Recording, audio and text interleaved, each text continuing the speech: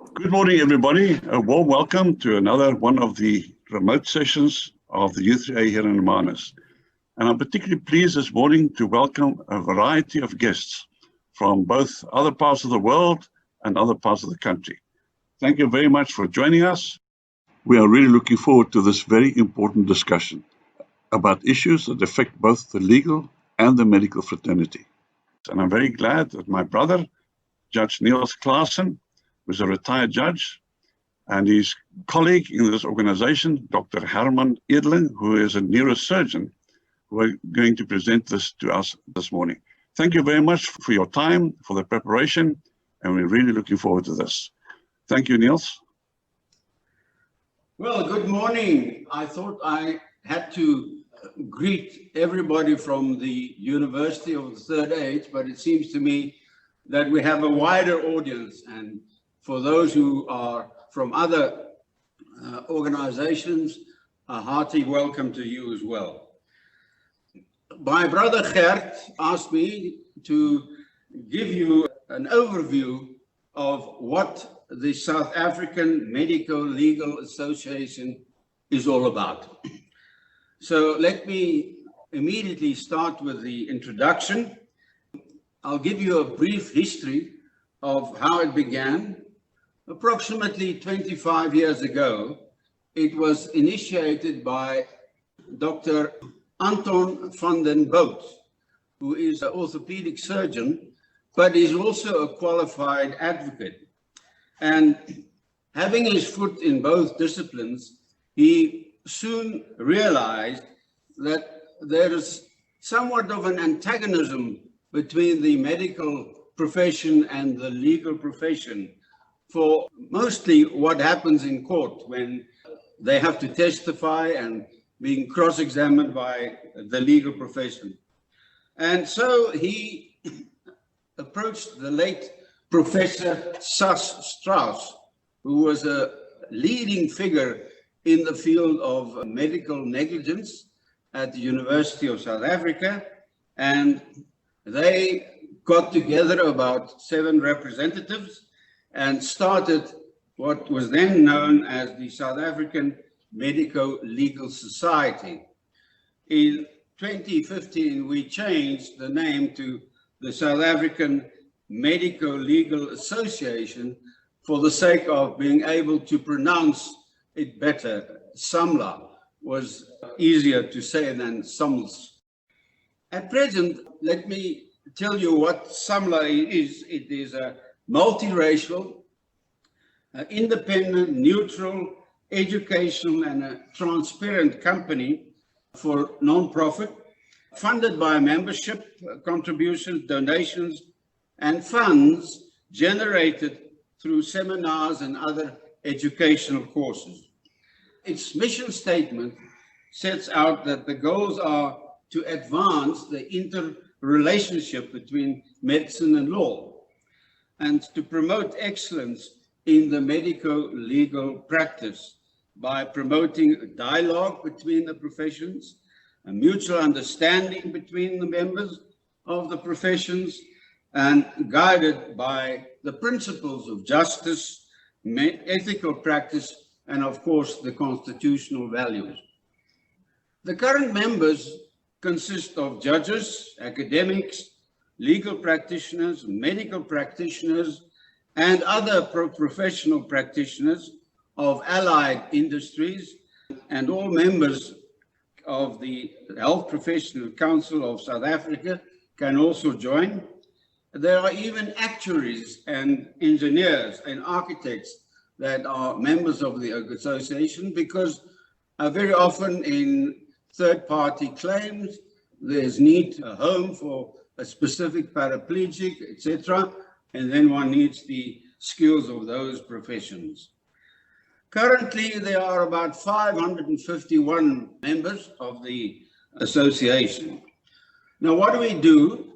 We started off with doing various seminars, and the seminars took the shape of lectures by experts in fields that are of interest to both the disciplines of medicine and law.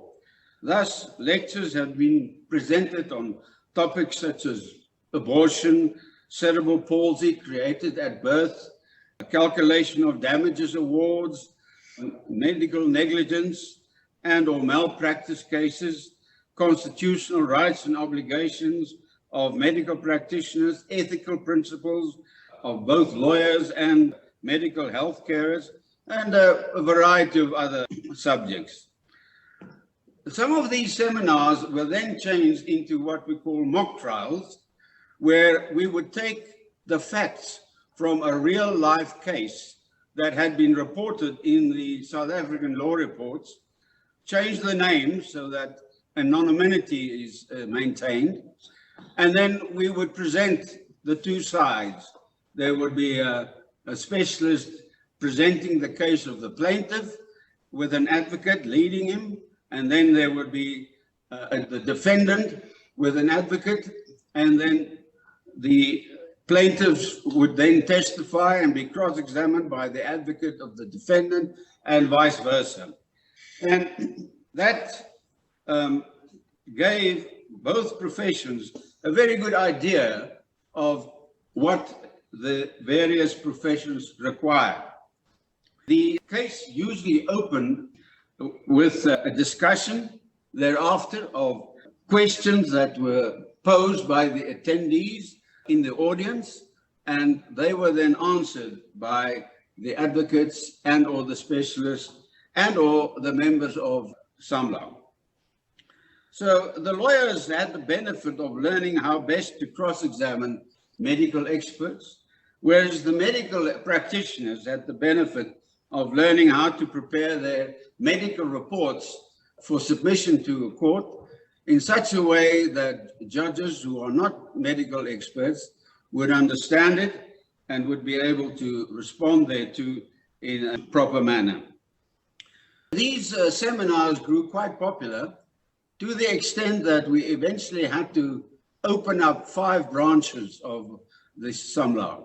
One in Johannesburg and Pretoria, that's Gauteng, and then one in KZN, in Pietermaritzburg and Durban, and then one in the Eastern Cape, in Port Elizabeth and East London, then one in the Western Cape, in Cape Town, and one in Bloemfontein in the Free State as well. So that's more or less what SAMLA did, and I would like now to talk a little bit about medical negligence crisis that we have in South Africa. It soon became clear to us that, particularly in the provincial health departments, were in the throes of a very, very deep financial crisis. The latest amount that are claimed against the provincial hospitals and departments amount to 107 billion rand. And of course, that means there is a long backlog of cases which still have to be dealt with. There is the organization which ensures the medical profession called the Medical Protection Society, and they have indicated that there had been an increase in medical malpractice claims against their members of nearly 550% compared to approximately 10 years ago. The quantum per claim of an average of 5 million rand also increased by 900%. So the amounts that were claimed by lawyers against the medical profession increased substantially. It also had to do with the fact that many lawyers began to turn their clients towards the doctors and the hospitals rather than against the Road Accident Fund, because as you all know, the Road Accident Fund has been insolvent for many years. So also, it is estimated that approximately 80% of all the medical negligence cases start as a result of negligence occurring in maternity wards where children are born with defects, cerebral palsy, and various other defects. So The ripple effect of these increases in medical legal claims caused the insurance premiums that doctors had to pay to increase substantially, causing some of the doctors to have to close their practices, alternatively leave South Africa, alternatively in the particularly vulnerable professions like the gynecologists who still perform obstetrics, to do only gynecological work instead of obstetrics, to clear the way and stay away from the whole negligence in the birth process. And also the other vulnerable professions are the neurosurgeons and orthopedic surgeons who conduct operations on back and on the head. So these professions were really damaged because of this increase in medical claims. Now, the previous Minister of Health, Dr.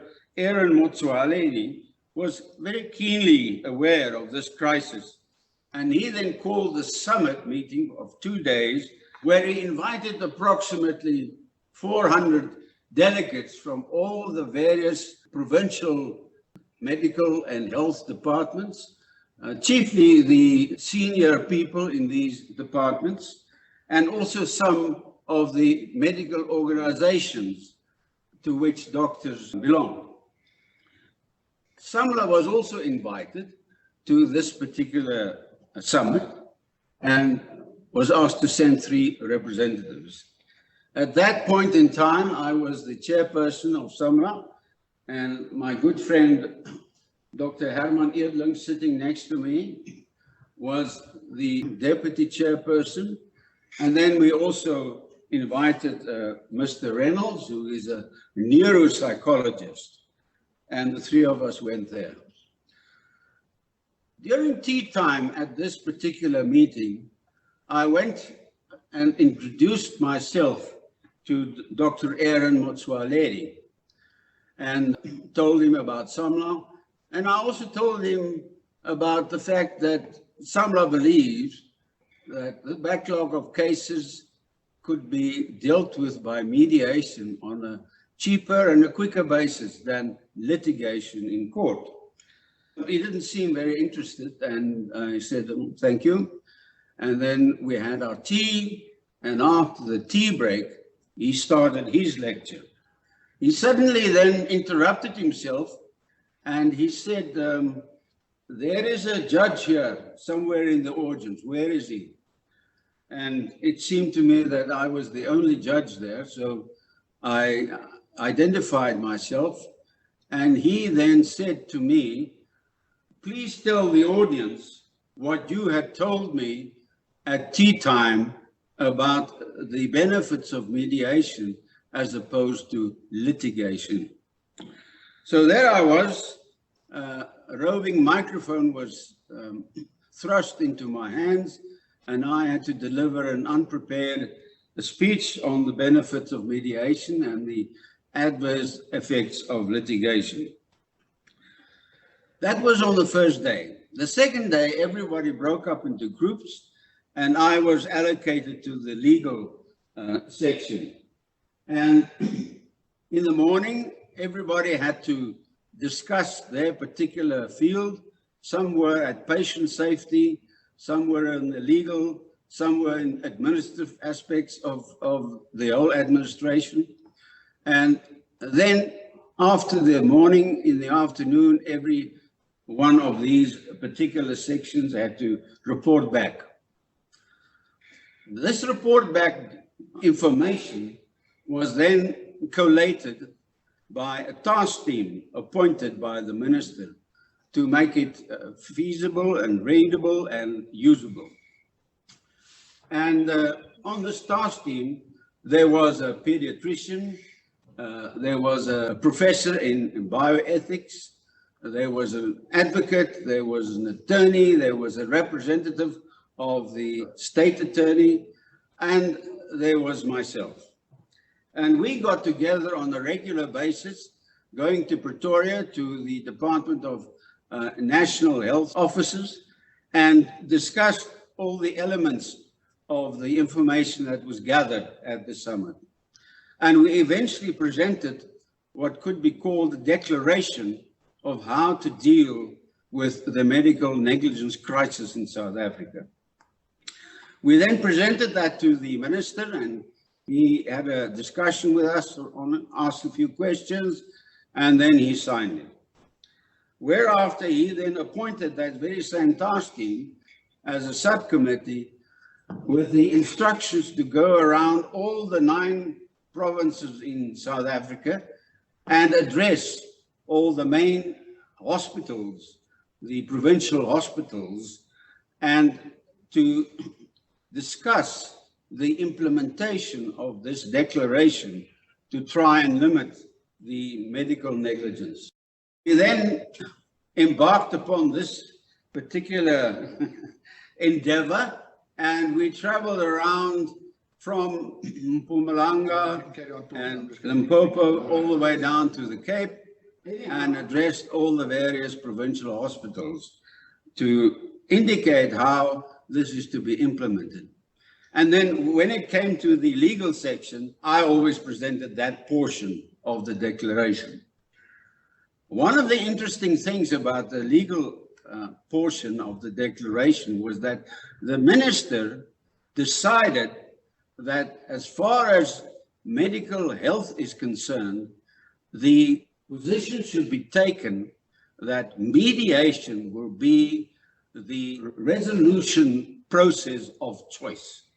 So he immediately got the provincial hospitals to become more interested in mediation to solve the problems of legal and medical claims.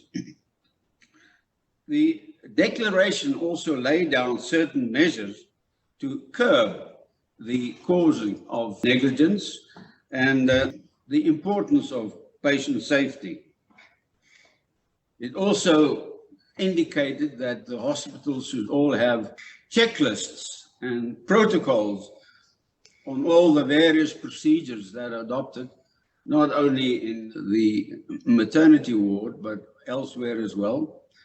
And also that mortality and morbidity meetings, we call them the M&M meetings, should be held regularly upon the occurrence of some adverse outcome. I see Dr. Edling wants to talk about the inspection results of the Office of Health Standards Compliance. Yes, thank you very much. You will recall that Judge Claassen said this summit that we attended was in March 2015. At that time, Dr. Motsoaledi had established a statutory body called the Office of Health Standards Compliance. And at that summit, the chairperson of that organization was present in March 2015. They had not yet published any results. They were still in the process of establishing their procedures. What I'm showing now is a report that was published by that office in 2016, and it dealt with inspections that had been done on state hospitals and clinics and community health centers between 2012 and 2016. Now, I want to scroll very quickly through this. It's a very comprehensive report. It sets out very well. Now here you will see photographs of some of their inspections. You will see many photographs where things were not properly managed, where there were problems and where safety was compromised. There was also a lot of photographs of things that were done well. So it's a very comprehensive report with a lot of data, but I want to get to the summary of the really, you see here on page 62 is inspection results, the national coverage. Now, that breaks it down for the different provinces. This slide, which I'm going to increase here, or this page, shows their method of reporting. So the Department of Health had published its own standards, and hospitals were inspected to measure compliance with the standards of the South African Department of Health. And compliance was regarded as 80% or more compliance with their own standards. So hospitals that got 80% or more score on compliance were regarded as grade A compliant hospitals. And then the very worst category was F, which was less than 40% compliant, and they were called critically non-compliant. And these different grades were color-coded. Now, this summit was called by the Minister of Health as a national medico-legal crisis. But the medico-legal crisis exists because there's a medical healthcare crisis underlying it. In other words, negligence occurs in the background of a critically poorly functional medical healthcare system. Now, this table shows in each of the provinces, and then the right, the total, how many got grade A, grade B, grade C, D, E, and F. And what is really frightening about this table is this, that of 1,887 hospitals inspected, 660 were grade F, in other words, critically non-compliant. 576 were grade E, which is non-compliant. So if one looks at that table as an overview, according to this official organization, it is evident that healthcare delivery in South Africa was non-compliant. And that is the underlying reason for that crisis.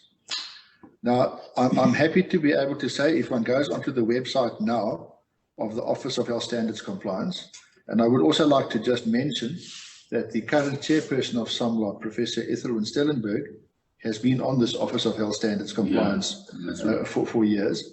She's an important part of these transparent inspection results.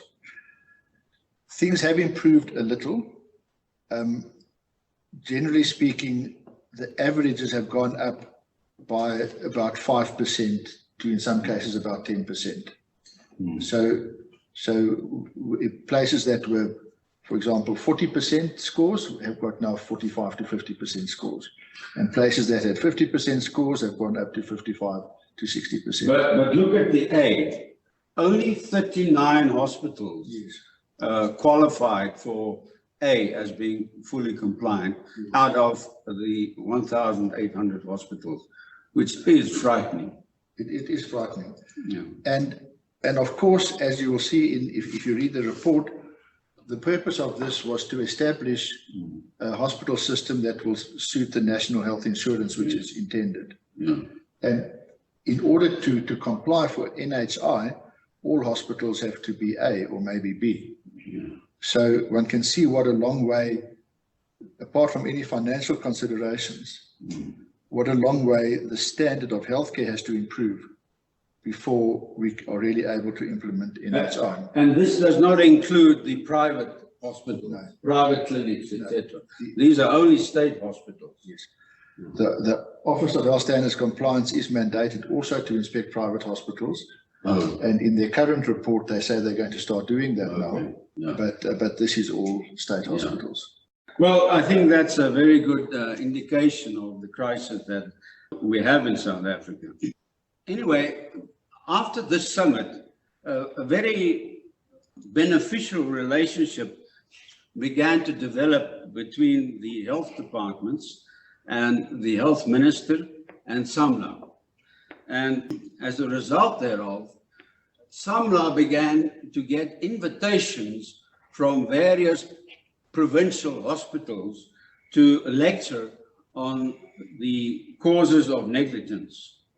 And in that regard, they asked myself and Dr. Edlin to address them on what we call the upstream causes of negligence and the downstream dealing of negligence. Now, the upstream was always addressed by Dr. Edlin because that is the cause of the negligence in the hospitals itself. Obviously, if there is no negligence in the hospital, there would also be no downstream dealing with the claims.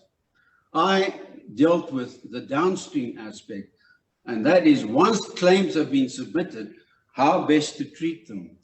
And that is where I propagated mediation to the provincial hospitals, because the minister had decided that that was the way of choice to deal with the claims that have been instituted. And so the Edling and I had a whole morning's meeting with Dr. George Mukari Academic Hospital, north of Pretoria, near Shushamguve, the Steve Biko Academic Hospital, which used to be the old Hendrik Verwoerd Hospital, and the Charlotte Maxeke Academic Hospital in Johannesburg. And this led Dr. Edling and myself being invited to join a work group established by the former MEC of Health of Gauteng. Flowing from this exposure to the healthcare industry, Dr. Edling and myself produced what we call a medical protocol and a pre-mediation agenda. And this was a document that we developed through, I think it was 11 stages that we got to the final document. Is that right? Yes, that is the guidelines and protocol for medical mediation. That's right. Went through 11 revisions before it was finalized. That's right. Armed with this protocol and the pre-mediation agenda, and let me just explain what the pre-mediation agenda is.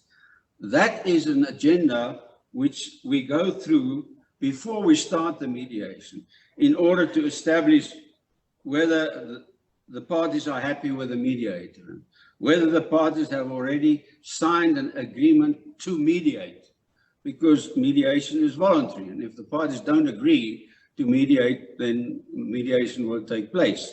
And then what are the real issues in that particular case that came before us, and various other issues, the venue and etc. And whether we would need expert evidence in the particular mediation or not. Once we've done that, then we start with the actual mediation.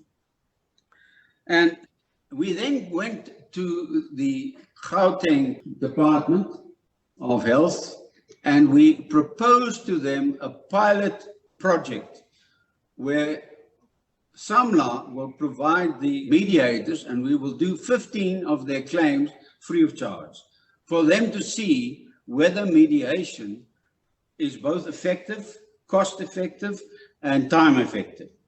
Unfortunately, that project broke down for the simple reason that the MEC for Health in Gauteng was not able to supply us with an officer with settlement authority, because you need to have settlement authority from both sides to come to an agreement. We think it had to do with the fact of the STD-MEDI crisis and the large amount that had to be paid, and therefore that broke down. However, we then received invitations from Mpumalanga in Bombela, Nelspruit. And what was interesting is that the chief of the legal department of Mpumalanga Provincial Hospital and Department also was a mediator, and she knew the benefits of mediation, and her name was Jennifer Matibeng. And she then asked us to mediate several of the claims, and I think we completed somewhere between? It was in the region of 12. 12. From Mpumalanga. And all of them were satisfactorily mediated, and all of them were done within a morning. And on one particular day, you and I did one in the morning and one in the afternoon, if I remember correctly. I might just mention there, the majority of them were done in the morning. On some of them, it turned out during the mediation that there was critical information that was not That's available. right. And in those cases, we suspended the mediation Yeah. to obtain such information, and we then would come back on a second day with the information and settle it within that morning. I can say without fear of contradiction that in all the mediations that I have done in the medical field, the longest that any mediation took was 3 days, over 3 days, especially when they had to come back with additional information which was lacking, etc. Then you have to have another day, etc. Never longer than 3 days, whereas you all know that litigation in these matters can last 4, 5, 6, 7 years before it is completed. And then, of course, you have the problem of appeals that can drag out the matter even further. And so this was a very successful project that we had with the Department of Health in Mpumalanga. We always went there on Saturdays, and then we had these mediation sessions, and to our gratification, they became quite popular, and to such an extent that eventually SAMLA grew to establish 5 branch offices, the main office being in Johannesburg and Pretoria in Gauteng, and then in the other provinces of KZN and Eastern Cape and Western Cape and the Free State. We also began to start a list of qualified mediators, because we soon discovered that the whole question of choosing mediation is far more preferred by litigants, where they have sometimes started a litigation in court, but then decided to move to mediation because of the cost involved, because of the delays involved. And then the rules of court were amended, including what was called Rule 41A, capital A.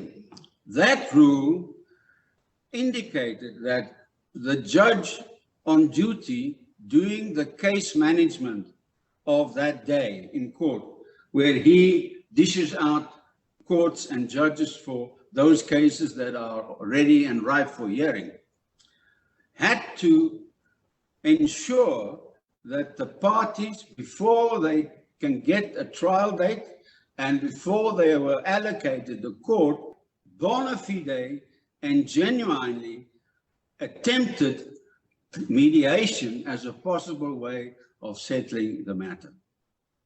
And if not, then he wouldn't allocate the matter. So suddenly there became a huge need to train people for mediation. And to become a mediator, it's a 5-day, 1-week course, very intensive, but it is a whole paradigm shift from a court case, because in mediation, you're never given an award or a judgment, etc. The whole purpose of mediation is that you are taught skills to gather the emotions and the needs of the two parties along the way to a point where both of them are satisfied, and they can then enter into a new agreement where both parties win. Whereas in litigation and arbitration, there's always a winner and a loser. Why? Because arbitration litigation goes about the rights of people. A judge will say, you are right, you have the law on your side, you are wrong, the law is against you. Mediation is not that. It's informal. The parties don't even have to know the law or the rules of the court. They talk as to what their real needs are. Sometimes the needs are just a mere apology or just a mere explanation what went wrong in the operating theater. And once that is given, the client is usually satisfied. And then if there's damages or injury, we then assist them in coming to a fair amount of damages which would be appropriate to that particular case.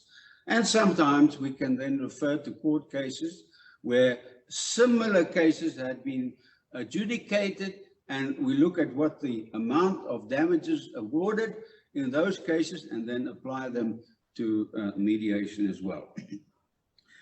We also decided that we had to then get the permission of the clients and the parties to the mediation to have 2 observers in each mediation.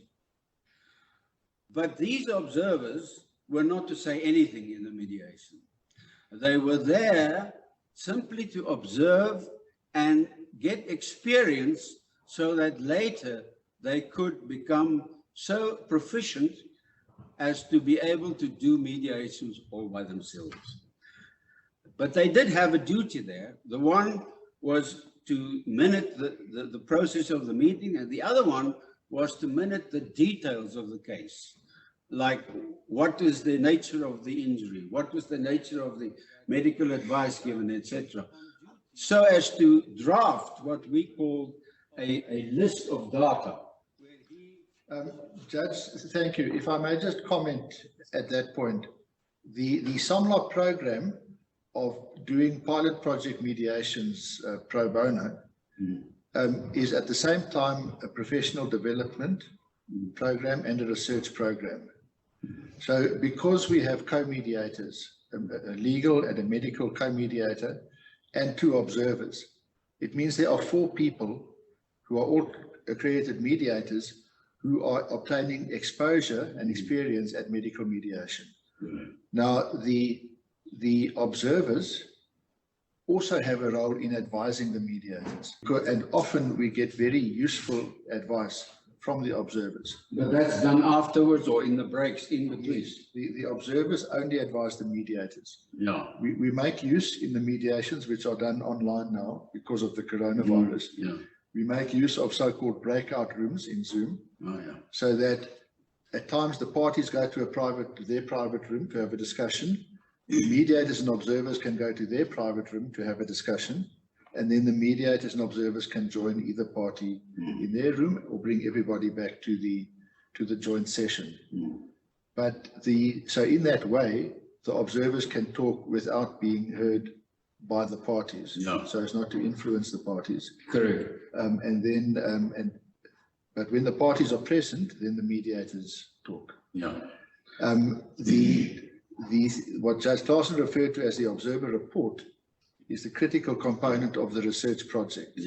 So all of the data that is collected in those observer reports is to be analyzed and collated, so that at the end of the process we can write a factual report indicating the benefits, any problems, ways of resolving problems, the outcome, and the comparison then of a standard number of mediations to how things would have been in litigation. And that gives us the statistical information, so that if we have to address governmental organizations, we can present them with statistics in real cases, which just bolster the argument for us. So when we started actively promoting mediation in 2015 already, and more actively since 2016, we largely relied on international statistics to put to people the benefits of mediation. We are now developing our own South African statistics. And at this point, what we can say is that in the Gauteng pilot project, Dr. Frankish, who's in charge of that project, has reported that 18 matters have been dealt with, and almost all of them have been successful. The judge and I know of one which has not yet finalized. It was postponed for further investigation, but they are either all, or barring 1 or 2, they have come to a successful conclusion. In the Road Accident Fund project, where we are to do 100 mediations, we've now completed 23, and those all successful. What is also quite surprising and rewarding is that in the process of doing these 23 mediations, a whole number of matters that were scheduled for mediation settled a day or two before the mediation. So far, this pilot project has settled in excess of 30 matters just by existing. In other words, bringing the parties to a point where they apply their minds to the problem and see, well, if we think about it and we prepare for mediation, well, we can actually settle. So that has happened. Correct. And the other very heartwarming thing about particularly now the RAF project, because I think you must just give a background as to how Samla got involved in the RAF project. yes, we've been engaged in the Mpumalanga pilot project, the original failed Gauteng pilot project, and then the renewed Gauteng pilot project, which in fact became possible because the Gauteng Premier took over that responsibility. That's right. And the Gauteng Premier gave settlement authority to the head of that department, Yes. which has made those mediations possible. Now, when we already had an established and very successful track record in these health department mediations, the RAF accepted our proposal to do a similar pilot project for RAF matters. That's right. Now, there are significant differences between the playing fields of mediating a negligence dispute against the Department of Health and mediating an RAF claim. I won't go into all the differences. The fundamental principles of mediation are exactly the same, but a lot of the details are different. So we had to adapt our guidelines and protocol for medical mediation to a specific sub-document specific to RAF mediations. And the RAF had to agree to that document. So they agreed with us that we would do mediations for them pro bono as a research project, and they agreed the terms, which included our guidelines and protocol. And in terms of that, we are now in the process of doing this. The one thing that is very different is that the plaintiff attorneys who participate in the RAF mediation project are all attorneys who have already prepared their matters for trial. So they are very well Acquainted with the the facts. matter. They've prepared. They have a lot of expert reports. Yeah. The pleadings are done. They're ready to go to court. They're waiting for a trial date. And because of difficulty getting into court, they now have the option of coming to mediation, which they do. Now, you will know, Judge, being mainly involved in the health department, there's not so much participation by plaintiff attorneys. And when there is, they're not usually that well acquainted with the facts because they've been brought on at the last minute. The RAF matters is a more professional, legalistic type of encounter between a plaintiff attorney and an RAF claims handler or claims officer. And the playing fields are therefore different. But the very rewarding thing that we've experienced is that at the beginning of each mediation, the RAF representative and the plaintiff attorney have had no exposure to mediation. So they are skeptical, they're unsure, they're careful, even distrustful. They play their cards close to the chest, but we go through the process. And as the process goes on, they start to warm to the process, they start to understand the safety, they start to understand the independence and transparency of the mediators. And by the end, they get to a point where they talk and they solve the matter. And at the end of each mediation, each of those participants has become in favor of mediation. That is one of the statistics that we are gathering, whether the people at the end like mediation and whether they would recommend mediation to others. So far, all of them have done that. So from a single exposure to a mediation, each one of those participants has become in favor of mediation. And their attorneys. And the attorneys. I'm talking about the attorneys. Yeah, okay. And the reason I'm talking about the attorneys is because that, in effect, attorneys are the gatekeeper of what happens to any conflict. They decide where to take it. They advise their clients. So clients, of course, have the right, but the clients will generally follow what their attorneys advise them. So it is important for the benefit of mediation to reach people that attorneys must understand the benefits of mediation.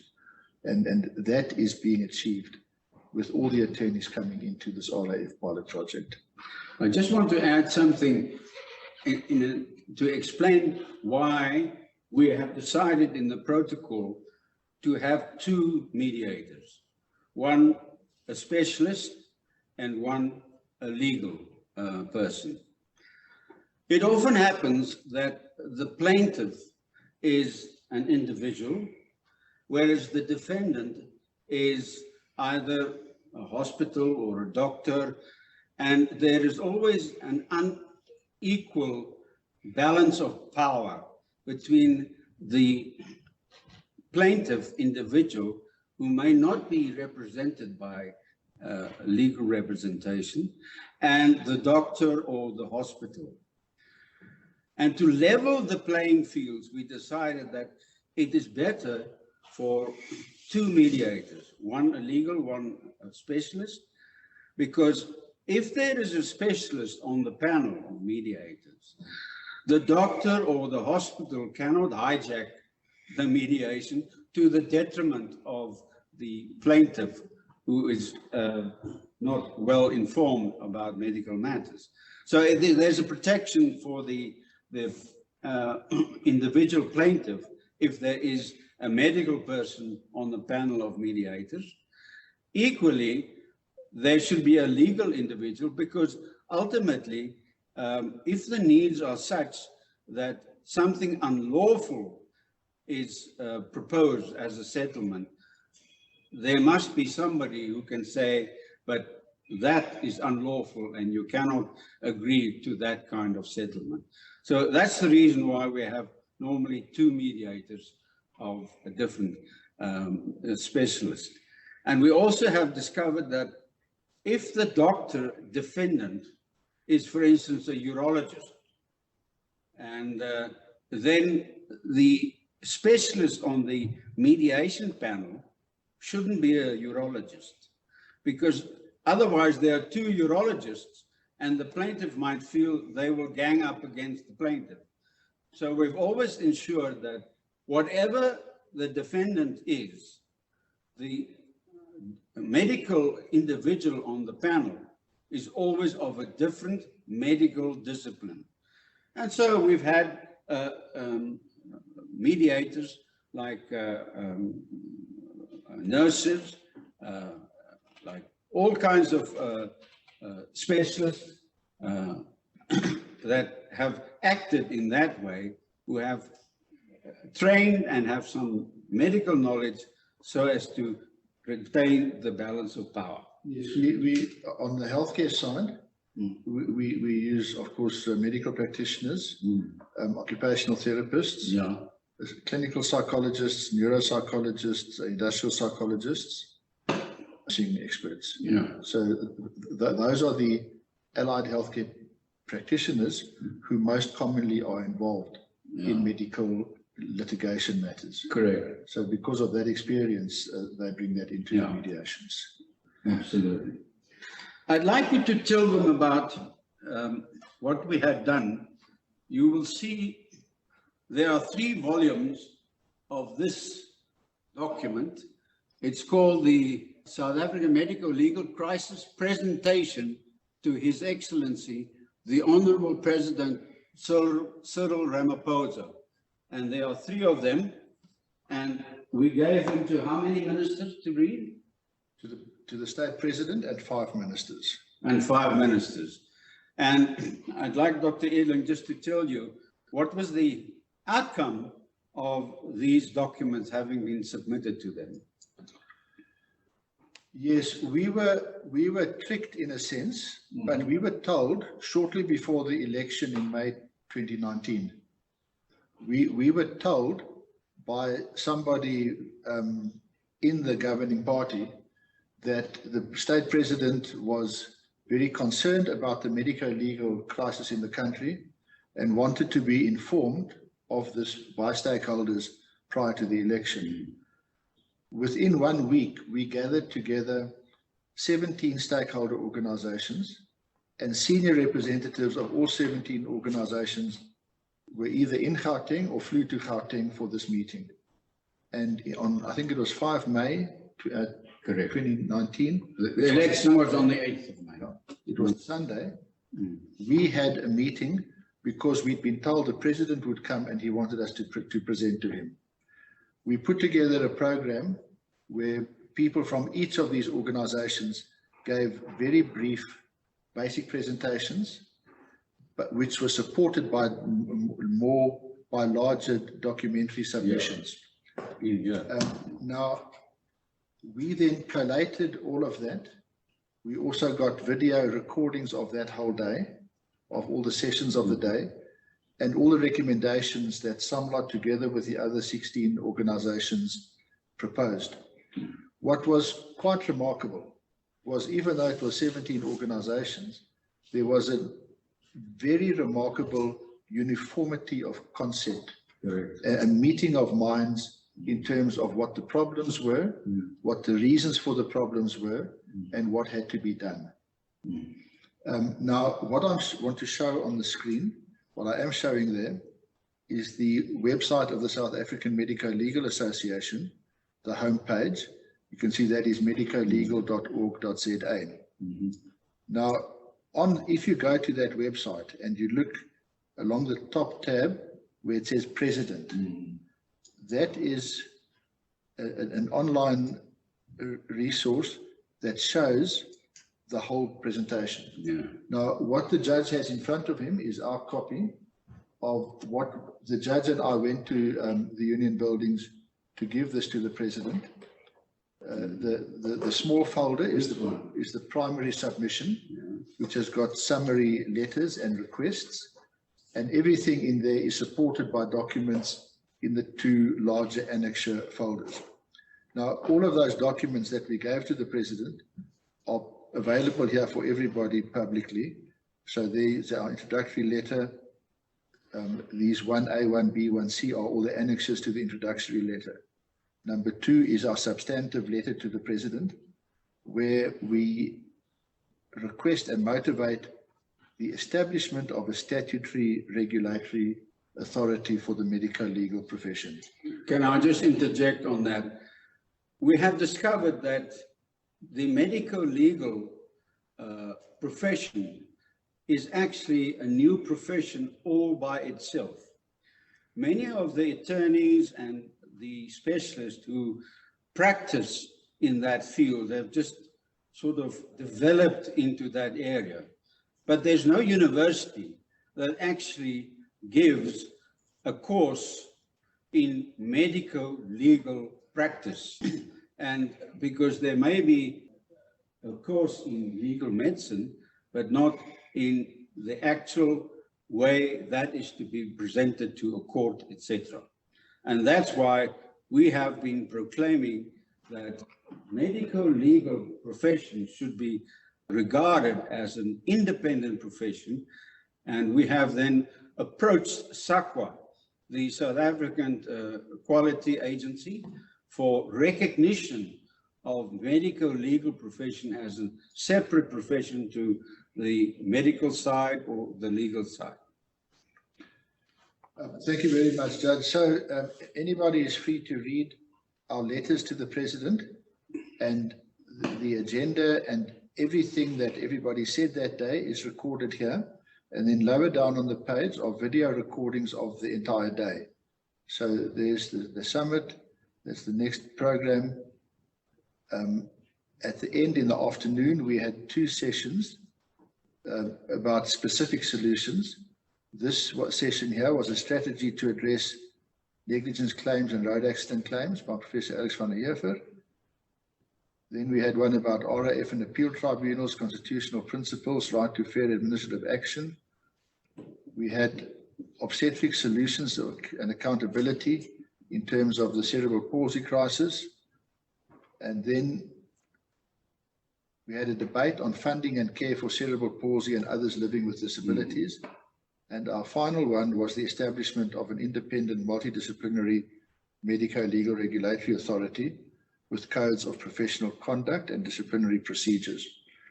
Now, in the meantime, pending, hopefully at some stage, Parliament establishing such an authority, SOMLA has taken the steps that are available to it as a voluntary association of professionals in establishing a SOMLA Code of Professional Conduct, in establishing the SOMLA Memorandum of Incorporation, which establishes our goals, and preparing for an application to SOCWA to be the recognized representative body of the medico-legal profession. Now, in that light, we have established 2 registers. The one is a register for medical mediators. If one goes on the SOMLA website, that explains what it means to become, what the criteria are to become recognized as a registered SOMLA mediator. And then if you click on that blue tab, you will find there a list alphabetically of the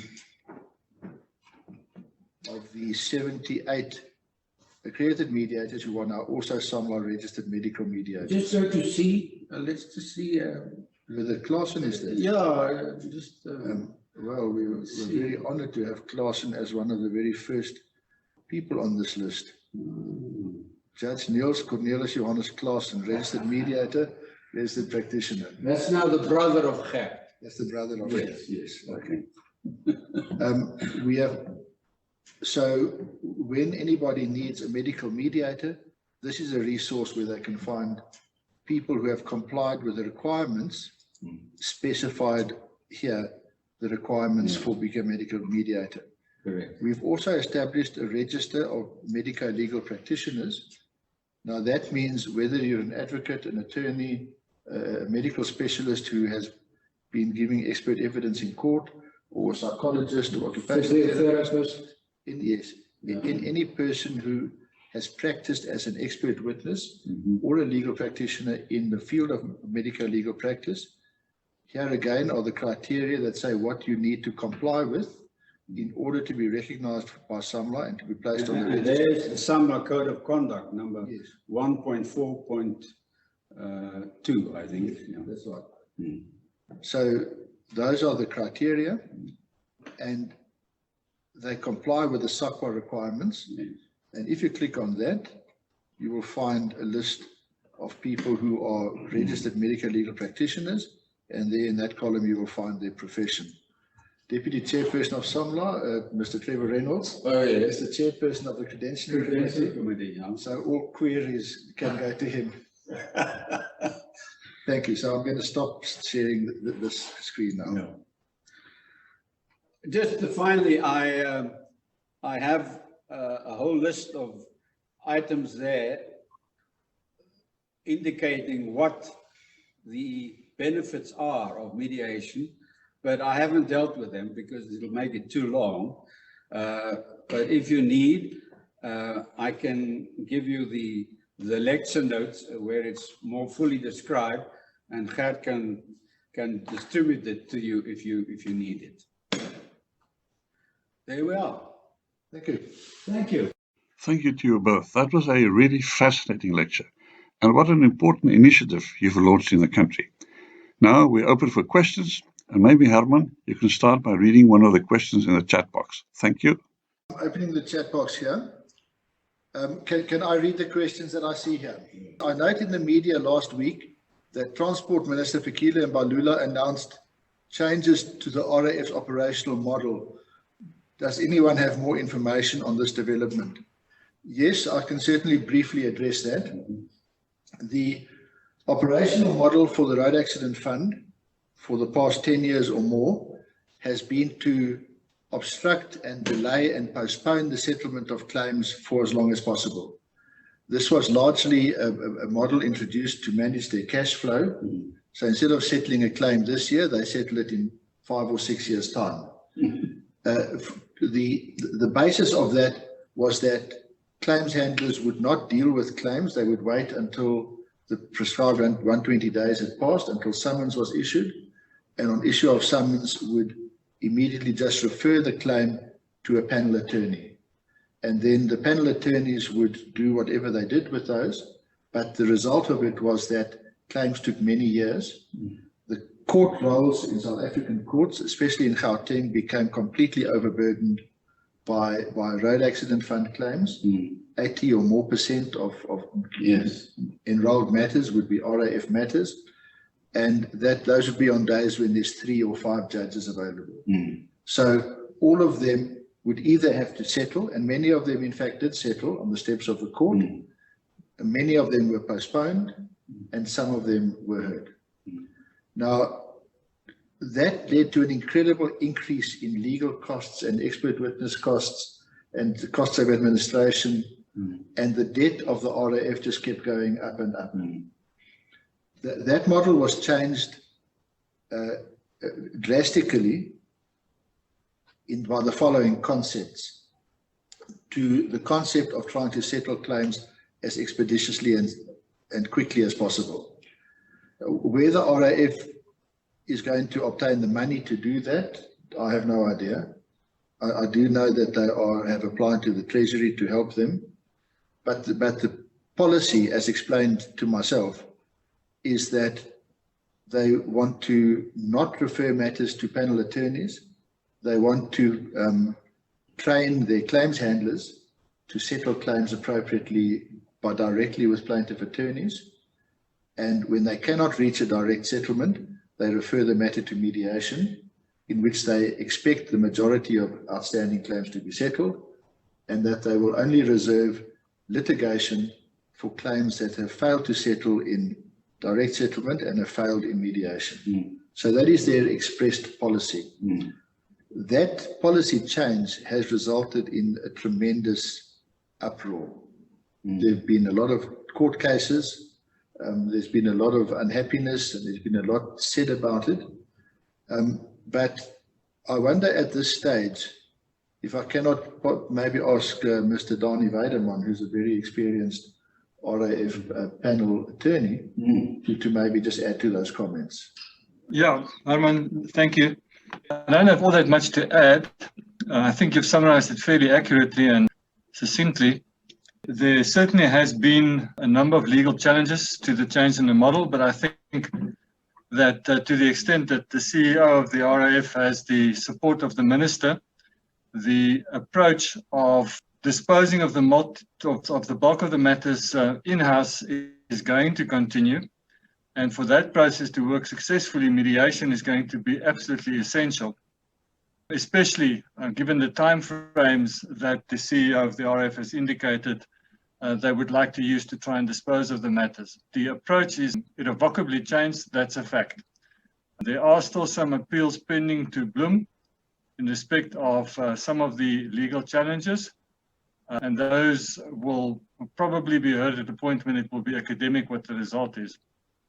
There certainly have been a complete shift in the basis on which the RAF conducts its affairs. There's been a suggestion that they should go into the market and borrow money, seeing that they have a fixed income and that they can borrow on the open market, but I don't think the governing act allows the RAF to do so. Can I ask you one question, please? If a settlement was agreed, but one of the parties does not perform, like does not pay what was agreed, what are the next steps? Gert, the settlement agreement becomes a contract between a signed agreement or contract between the plaintiff attorney and the RAF. It becomes an agreement, a signed agreement between the plaintiff and the defendant. It is free for the plaintiff, if they wish, to go to court to have the settlement made an order of court. So far, it doesn't seem that has been done because defendants have been honoring their obligations. But of course, if a defendant fails to pay on that, then they can be sued for breach of contract in that sense. Which means they don't have to prove any of the negligence and the whole, they just have to say, this is the agreement. There it says he would pay me this, or he would give me a wheelchair or that. He didn't, please give me an order. Simple as that. Now, give us an idea of the cost of mediation versus obviously any other kind of cost. For instance, arbitration. We know legal costs in court can be onerous, but give us a comparison between arbitration and mediation costs. All right. I'd like to answer on that. The average fee that senior counsel is charging per day these days differ between 40 and 60,000 rand per day. And they normally have a junior, which then charges 2/3 of whatever amount the senior counsel charges. Now, those are only the advocates. If they're a senior advocate and a junior advocate on both sides, you can imagine the cost of one day. And then there's still the costs and fees of the attorney. So when a trial like that carries on for a week, it almost always ends up with costs over 500,000 or to R1 million or more. Now, as far as mediation is concerned, there is a project that certain magisterial districts have been given the authority to have magistrates court annexed mediation. And the Department of Justice have claimed that they have appointed, after training certain individuals, as mediators. If a magistrate then decides that this matter could better and more cheaply be done by mediation, he can refer the matter to mediation. And one of those mediators would then be appointed. And there are two scales of remuneration for those mediators. The top level is 6,000 rand per day, and then there's a second level, which is 4,500 rand per day. Dr. Edling and I, when we have charged in one or two of the mediations that we have done, we've never charged more than 10,000 rand per day or 1,000 rand per hour for preparing, reading all the hospital records, etc., etc. So you can see the comparison of costs in mediation to that of litigation. Now, arbitration is the same as litigation. You also have counsel on both sides, attorneys on both sides, and arbitration is as costly, if not more, because you also have to pay the arbitrator. Whereas in court, you don't pay the judge, and you get the court for free. In arbitration, sometimes you have to pay for the venue. Mediation, I have done in my study. I have done 3 mediations myself. There's no charge for the venue. My wife gives coffee for free, which is nice, as we are having coffee for free from Haneke here. And it is just the cost of the experts that may have to come to give evidence as to the medical implication. I just want to point out Sheena Jonker, who is the leader of the ADR network and the mediator and arbitrator, has answered that question here.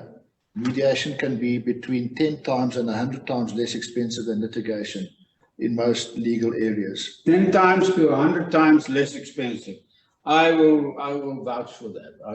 I can support that. Yeah. Does that answer your question, Kev? Excellent, thank you. I have a further question. You've indicated to me in the past, Niels, that mediation can really be used in almost any kind of dispute.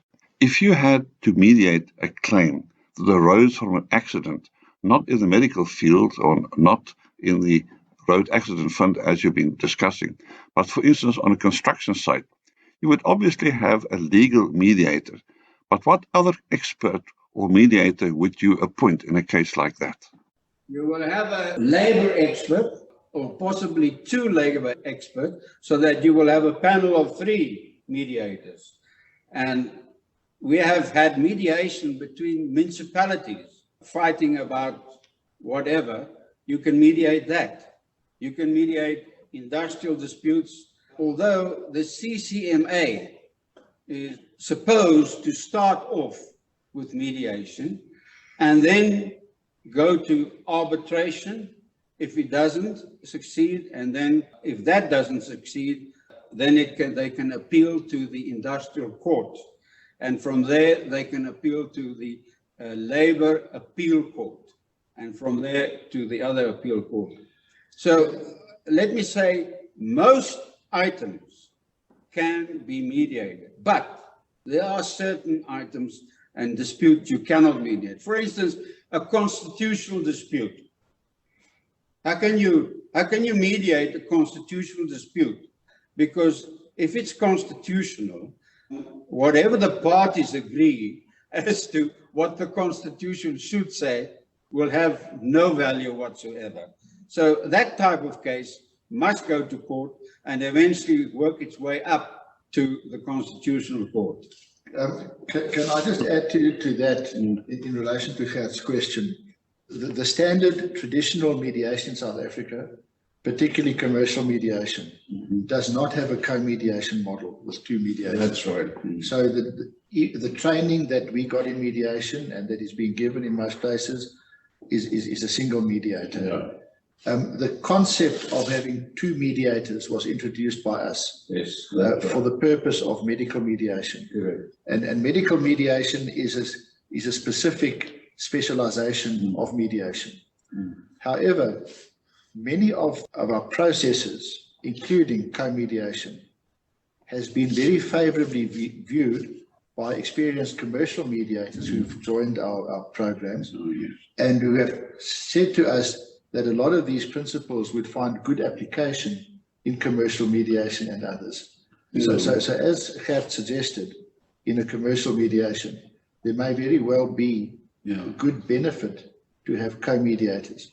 Although that is not the tradition, that would be commendable. Well, for instance, if there is a construction dispute about the building and you want to mediate, it might be beneficial to have an independent mediator assisted by a quantity surveyor or by an architect or by a building contractor or whatever, or an engineer for that fact, so as to give some of the scientific aspects of that building construction dispute. And it is similar in a way to the of an assessor in court. Yeah, that's right. I have a hand up. John Bristow, you have a question? Thank you, gentlemen. That was fascinating. And having had some experience of mediation, it's obviously the way to go. But looking at our legal system as a whole, there's still got to be a further simplification. But my question really goes back to the medical fraternity. How can we have a national health system if things are as bad as what we see in this presentation, and all the good work you've done to try and fix that? And then, of course, we read the newspapers every day, and we see, we read about dysfunctional hospitals and. So, looking at your crystal ball, is a national health system at all feasible, given what you've just discussed? If I can answer that, my personal view and the view of many medical people and medical associations and specialist associations in the medical field is a very clear no. South Africa does not have a healthcare system which is capable of providing the NHI which the government proposes. It can only become capable of doing that if the system improves to a compliance system where all the facilities are at an acceptable standard. That is the fundamental requirement for NHI. The other major stumbling block for NHI is the money. Where will the money come from? Now, if one reads the proposals and everything that has been sent to Parliament, etc., about the NHI, it's all about money. It's not about healthcare, about doctors, nurses, hospitals, laundries, hospital managers, pharmacies, etc. So there are two completely separate major issues. One of the staggering things, which was not necessarily shown in that slide, but was where the Minister of Health admitted publicly, and I heard him admit this, that less than 20% of hospital managers are qualified to be hospital managers. Anybody else who wants to ask a question?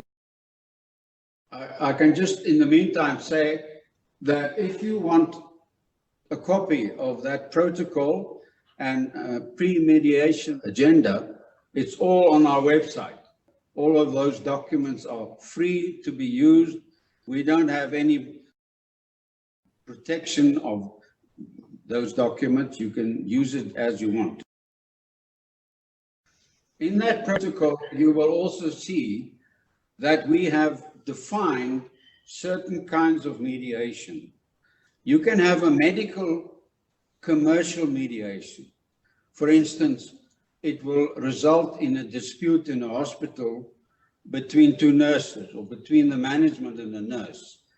But it's got nothing to do with scientific aspect. It's just a commercial issue of payment or salary or whatever the case might be. But then you have the scientific arbitration where you have a real medical problem which has to be resolved or explained, and that is then what we call a scientific mediation. The other one is the RAF disputes, yeah. Okay, gentlemen, I think we're well over our time. Thank you once again for a fascinating presentation. It really was amazing work that you've done. Thank you so much. And as I said, this has been recorded. Anybody who wants access to the recording, you can either mail me or email Judge Carlson, my brother, or Dr. Edling. I will make it available. Letitia, do you want to close the meeting? I just want to say thank you very much. This has been absolutely fascinating. Some of it quite depressing, but at the same time also encouraging to know that good work is being done. Thank you very much indeed. Thank you, Gert, for setting this up. Thank you for inviting us and listening to us. We also appreciate that. I'm going to close the meeting now. Thank you to everybody that logged in from around the country and other parts of the world. Thank you to our two presenters for a fascinating discussion. Stay well. Goodbye.